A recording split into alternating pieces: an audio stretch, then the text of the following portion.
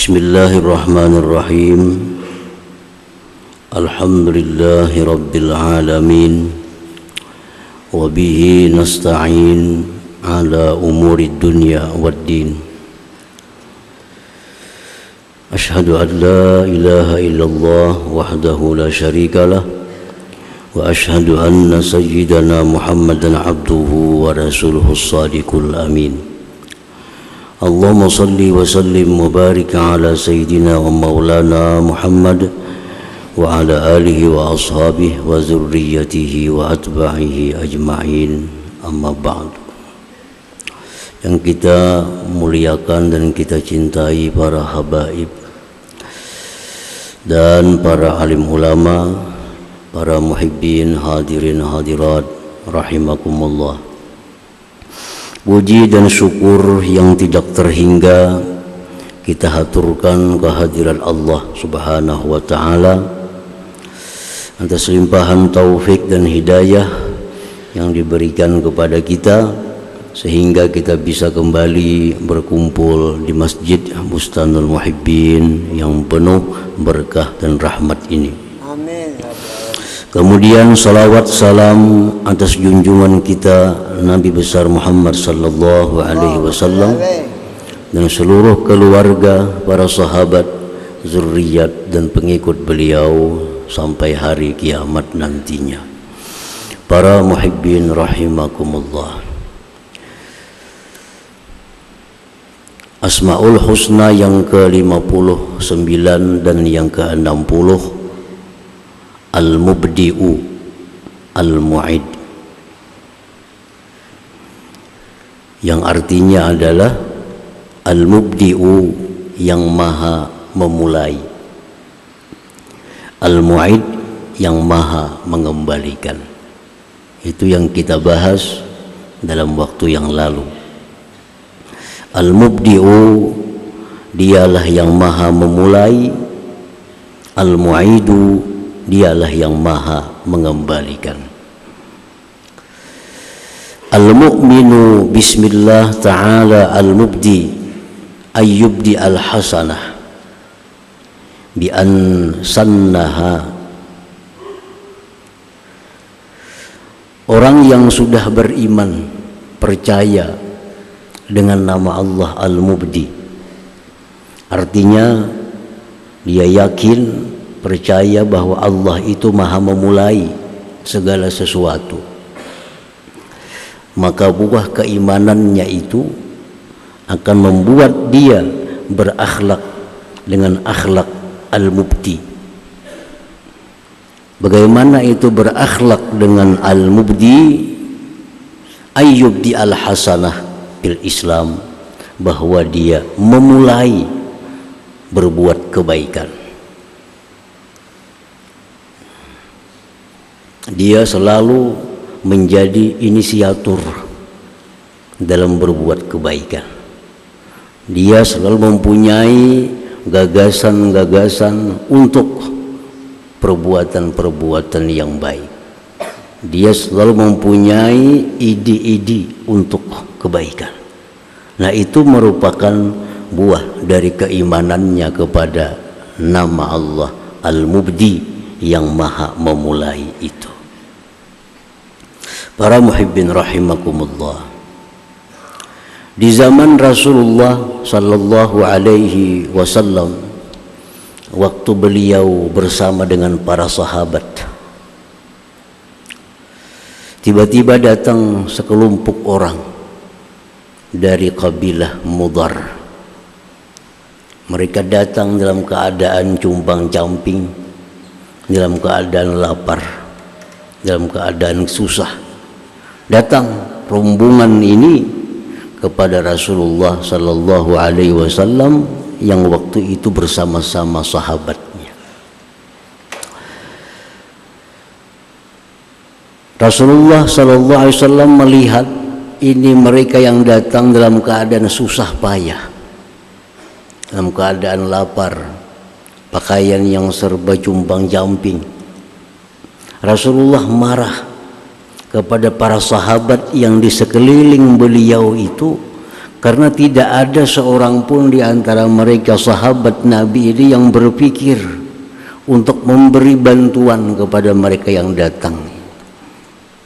Padahal yang datang ini adalah sekelompok orang yang sedang dalam kesusahan. Nah, kemudian berapa saat datang sahabat Rasulullah sallallahu alaihi wasallam membawa bantuan, membawa gandum, diberikan kepada mereka yang sedang kesusahan tadi. Setelah sahabat-sahabat lain melihat ada seorang sahabat yang membantu, maka sahabat lain pun ikut serta membantu orang yang kesusahan tadi. Nah, inilah yang dimaksud bahwa orang yang datang pertama tadi dialah yang memulai untuk membantu orang yang kesusahan, akhirnya diikuti oleh sahabat-sahabat yang lain. Kemudian Rasulullah sallallahu alaihi wasallam bersabda, "Man sanna sunnatan hasanah kana lahu ajruha wa ajru man amila min ba'dih la yanqusu zalik min ujurihim syai'a." Lalu Nabi bersabda, ujar Nabi, barang siapa yang memulai satu pekerjaan baik,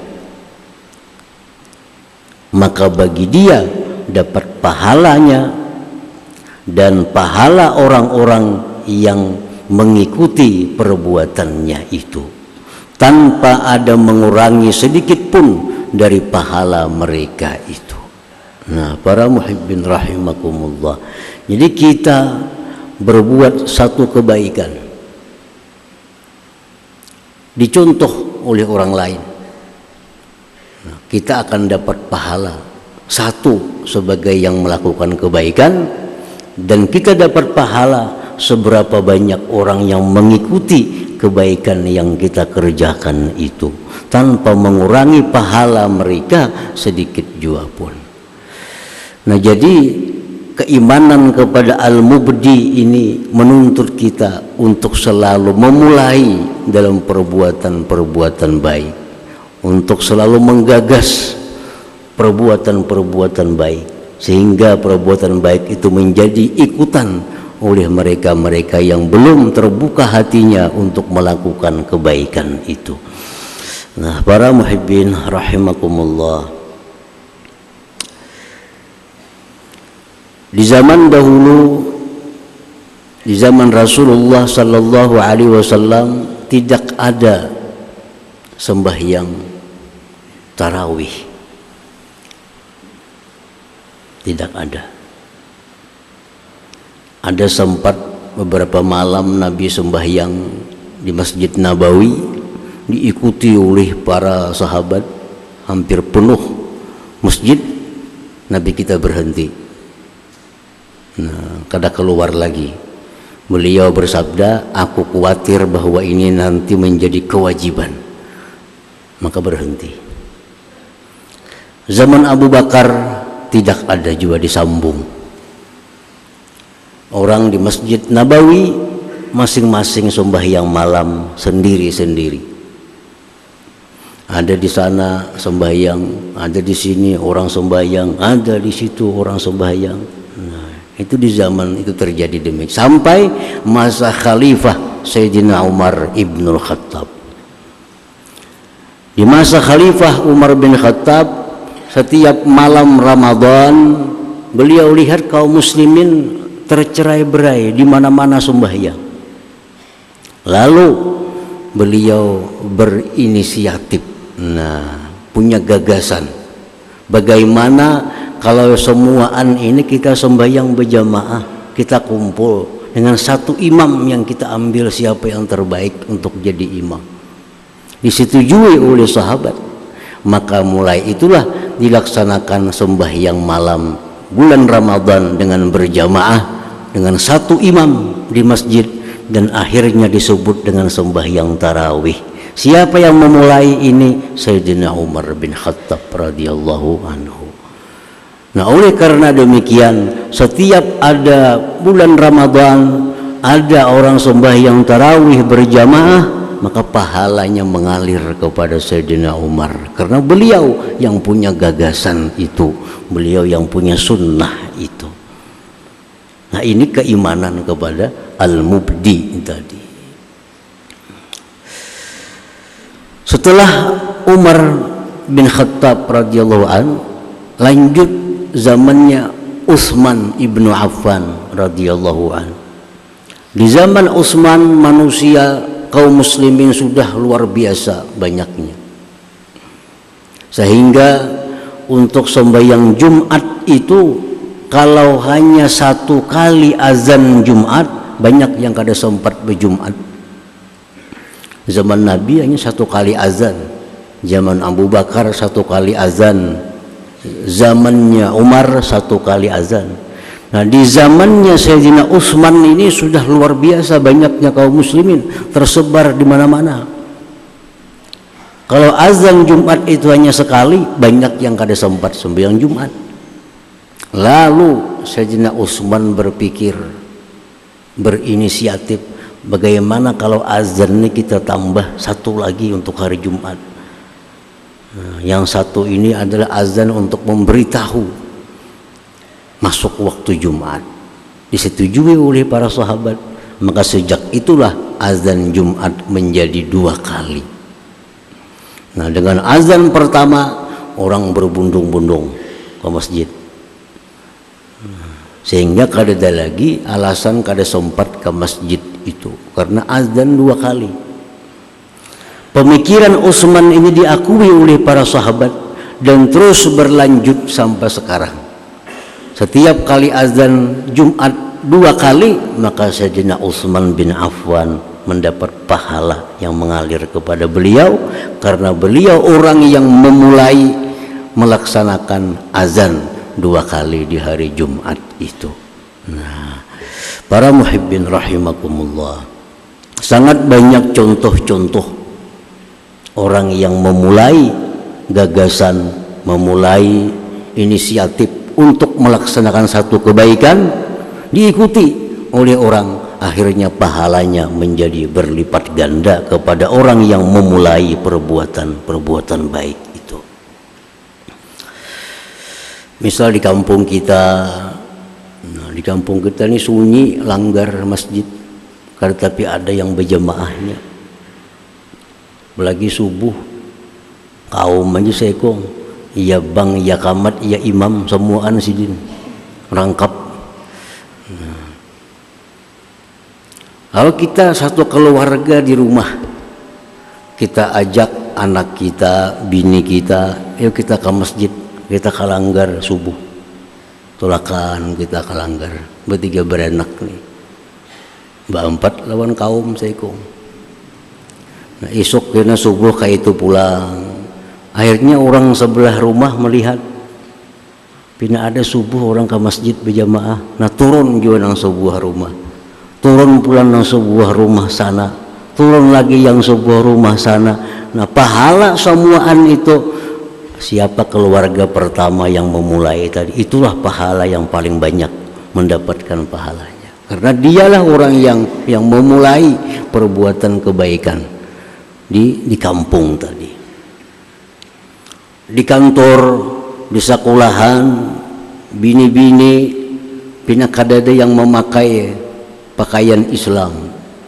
Di kantor kadada bini-bini yang berjilbab. Nah, ini mesti dipikir, harus kumulai. Atau kita punya bini, kita suruh bini kita mulai di kantor itu memakai pakaian Islam. Lalu bini kita suruh memakai jilbab. Turunlah bini kita berjilbab ke kantor, yang dulunya kada ada orang berjilbab di kantor itu, di sekolahan itu, misalnya sekolahan. Gara-gara bini kita ini atau anak kita ini sekolahnya berjilbab, memakai pakaian Islam, ada yang menurut, saikung 2, 3 sampai akhirnya banyak. Nah, kita selaku orang yang punya gagasan itulah yang paling banyak dapat pahala, karena gara-gara kita memulai dicontoh oleh orang lain berbuat kebaikan. Nah, itu yang dimaksud oleh Nabi kita tadi, man sanna sunnatan hasanah, siapa yang memulai mensunnahkan satu sunnah yang baik, maka bagi dia dapat pahala dan pahala orang yang mengikuti di belakangnya itu.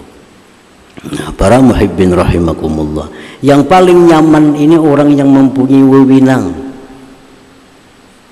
di kampung kepala desa.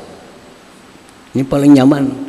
Jaka kepala desa, anak buahku di kantor, kita bila zuhur berjamahan semua. Anak buahku jaga kepala desa nang binian harus berjilbab, paling nyaman. Maka di kantor kepala desa itu zuhur berjamaah. Gara-gara pembakal ini mulai nyuruh tadi. Nah, ini pembakal ini dapat pahala saling banyakan. Apalagi tak camat. Camat maulah peraturan camat kita di kecamatan ini bila zuhur semuaan PNS di sini sembahyang berjamaah. Ya menurut saja anak buah itu bila camatnya menghulukan baik semuaan, bila camatnya rusak semuaan juga.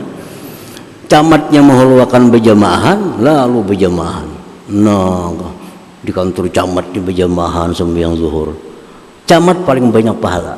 Kenapa? Karena beliau yang asal mula punya gagasan. Nah, bupati seterusnya. Jadi orang yang punya jabatan, punya wewenang paling nyaman masuk surga. Amunnya mau.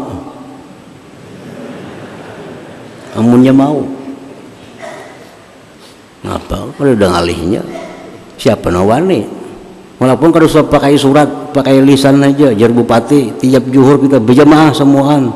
Nah, semuaan turun berjamaah. Nah, maka paling ganal pahalanya bupati tadi. Nah, kalau kita beriman kepada nama Allah Al-Mubdi yang maha memulai, maka ini terlaksana. Selalu jadi orang yang pertama dalam berbuat kebaikan, selalu orang yang punya gagasan-gagasan untuk memperbuat satu kebaikan yang dicontoh oleh orang lain. Nah, itu pertama buah dari keimanan kita kepada nama Allah Al-Mubdi yang maha memulai.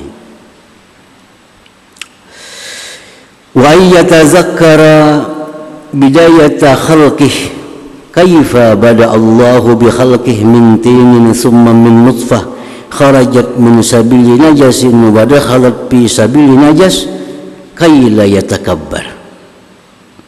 Yang kedua, kalau kita beriman bahwa Allah itu maha memulai, maka iman kita kepada nama Allah yang maha memulai itu mendorong kita untuk mengingat awal permulaan kejadian kita.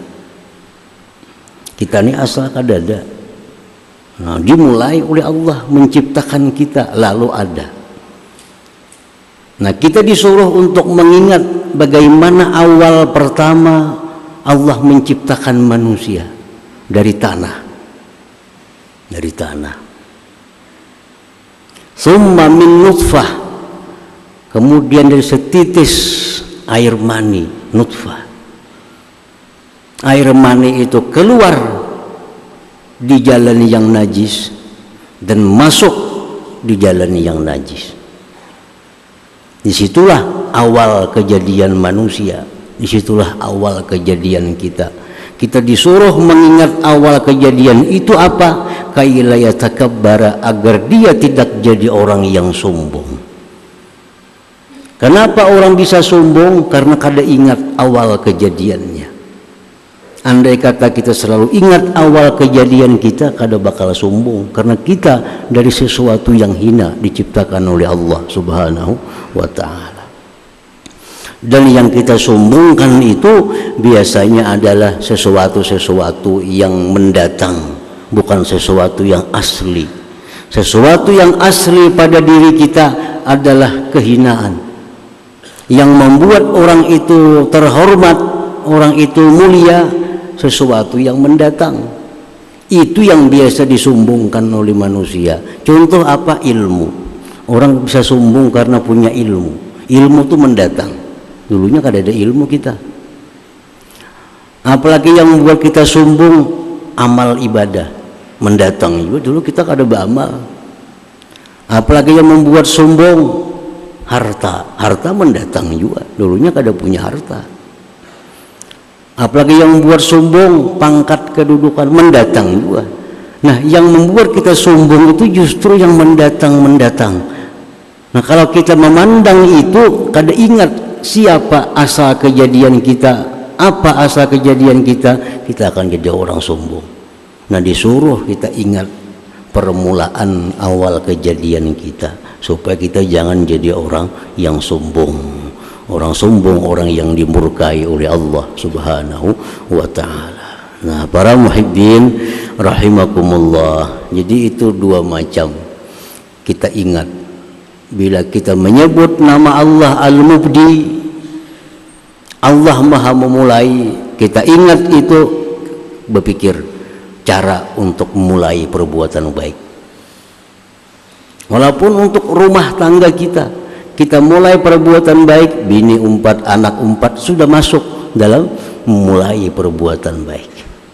Nah, yang kedua, kita ingat awal daripada kejadian kita. Nah, itulah nama Allah Al-Mubdi tadi membuahkan yang demikian itu. Para muhibbin rahimakumullah. Wal mu'min bismillah al-mu'id, kemudian orang yang beriman dengan nama Allah al-mu'id. Nah, al-mu'id yang maha mengembalikan, yang maha mengembalikan. Nah, kalau kita beriman kepada nama Allah al-mu'id, bahwa Allah itu maha mengembalikan, ayyu'ida ma'amila min hasanatin ila haulillah wa quwwatihi wa hidayatihi wa taufiqihi kay la yata'ajjaba bi nafsihi. Allah maha mengembalikan manusia, sekian prosesnya masuk dalam tanah, hancur lebur dalam tanah, sampai satu masa dikembalikan lagi oleh Allah Subhanahu wa ta'ala manusia tadi.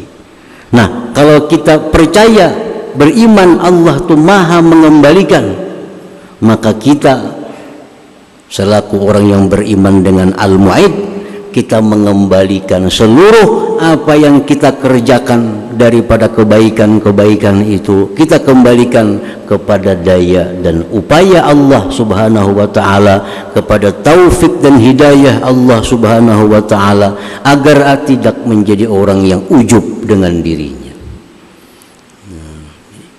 Kita ingat pernah berbuat kebaikan, kembalikan. Kita ingat bersedekah tadi, kembalikan.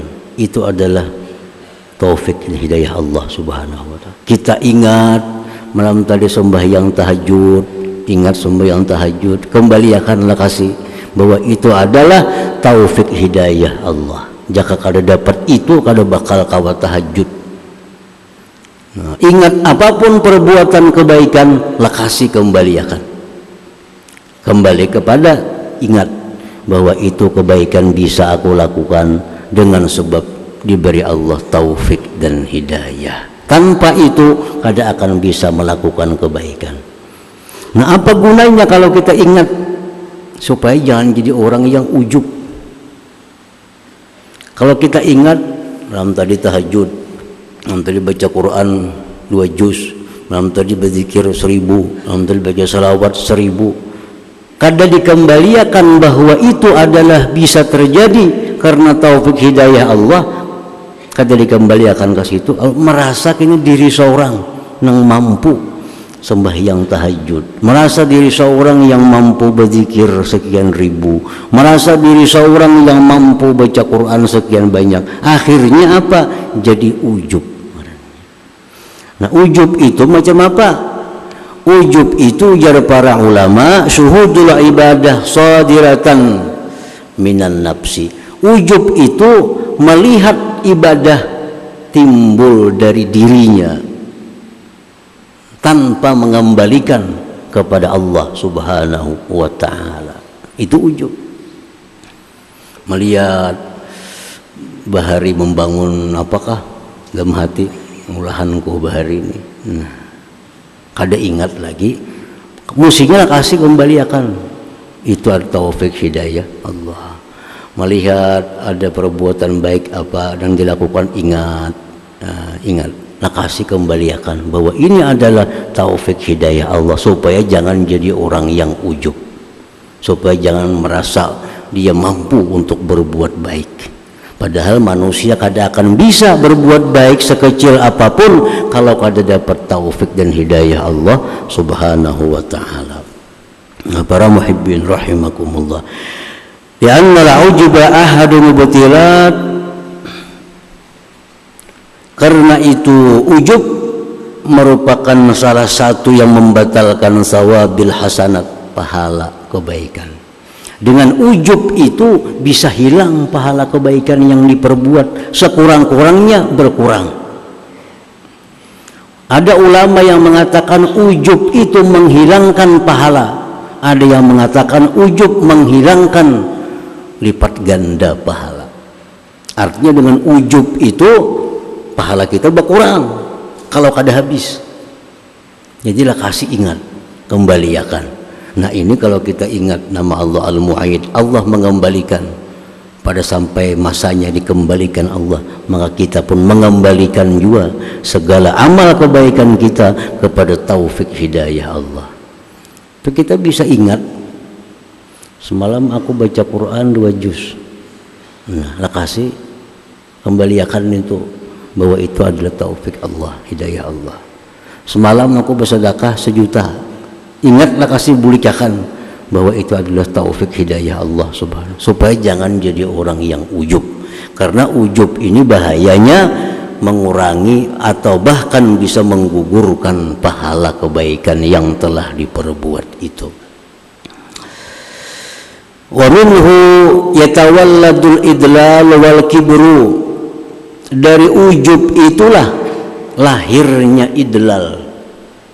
Nah, idlal ini akibat ujub, akibat merasa aku sembahyang, aku tadi puasa, aku tadi baca Quran, aku tadi sudah berzikir 1000, kata dikembalikan kepada Allah. Ini ujub membawa kepada idlal. Apa itu idlal? Merasa punya pangkat di sisi Allah subhanahu wa ta'ala, merasa punya pangkat. Karena merasa banyak beribadah, kada dianggap ini daya upaya Allah, kada dianggap taufik Allah, akhirnya merasa punya kedudukan di sisi Allah. Merasa punya kedudukan di sisi Allah. Nah, orang yang merasa punya kedudukan di sisi Allah ini bahayanya, kalau dia berdoa kepada Allah, doanya kada kabul, ini merasa aneh. Aku aneh, berapa kali berdoa kada kabul-kabul, padahal tahajud tiap malam, baca Quran tiap ini. Nah itu idlal. Ada orang demikian, rasa aneh inya itu kada ditolong oleh Allah, inya rasa aneh bahwa inya itu kada diijabah oleh Allah, padahal selama ini asa baik lawan Tuhan, asa berjalan yang bujur, di jalan yang lurus. Begitu berdoa kepada Allah kada kabul, hiran inya. Nah, hiran ini idlal. Kenapa bisa idlal itu ada? Karena ujub, merasa amal timbul dari diri seorang tanpa hidayah taufik Allah subhanahu wa ta'ala. Nah, jadi para muhibbin rahimakumullah, begitu kita ingat amal kebaikan yang kita perbuat di masa lampau, cepatlah yu'ida, kembalikan supaya jangan jadi ujub. Kembalikan, itu adalah taufik hidayah dari Allah subhanahu wa ta'ala. Nah itu yang pertama, buah keimanan kepada Al-Mu'id, mengembalikan segala amal yang baik yang diperbuat kepada taufik hidayah Allah. Yang kedua, wa ayyukinallah sayu'iduhu ba'da fana'ihi liyaumil hisab wal jaza wa ayyasta'idda lidzalik. Kita percaya Allah Maha mengembalikan, yakin itu Allah mengembalikan, maka hendaklah kita bersedia, bersiap-siap untuk persiapan hari pembalasan, hari hisab oleh Allah subhanahu wa ta'ala. Nah jadi kita mempersiapkan diri, karena bakal dikembalikan Allah ke hari hari di mana kita akan dihitung oleh Allah, mempertanggungjawabkan segala yang kita perbuat dalam dunia, dipertanggungjawabkan di hadapan Allah. Apakah kita bisa lulus atau kada pada hari hisab dan hari pembalasan itu.